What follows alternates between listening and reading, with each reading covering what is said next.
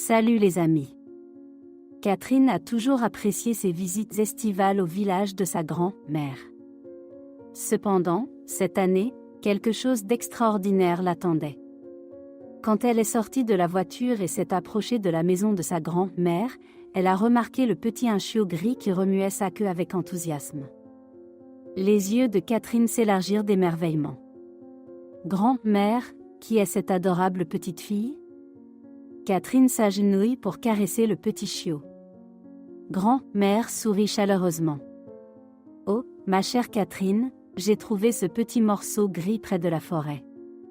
Il était tout seul et impuissant.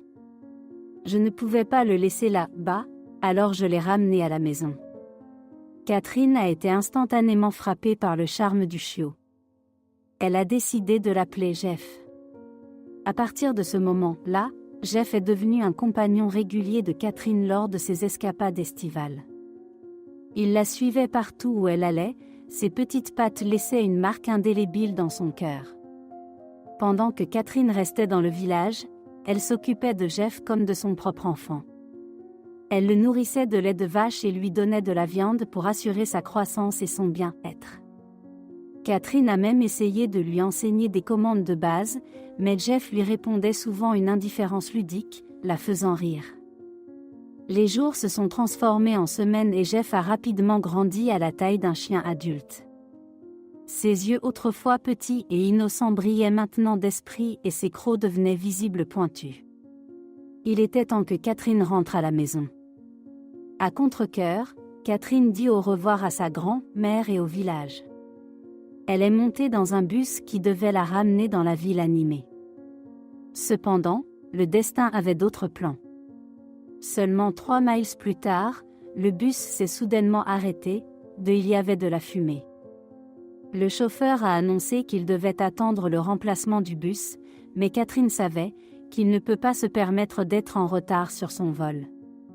Déterminée, elle a décidé de marcher sur l'autoroute, malgré le fait que l'aéroport il faisait 5 km. Pendant que Catherine marchait, son cœur battait dans sa poitrine, une voiture s'arrêta à côté d'elle avec un cri. 3 hommes sont sortis avec des intentions loin d'être nobles. La panique a balayé Catherine quand l'un des hommes l'a attrapée et les 2 autres l'ont retenue. La peur a balayé Catherine alors qu'elle réalisait la gravité de la situation. Elle a appelé à l'aide.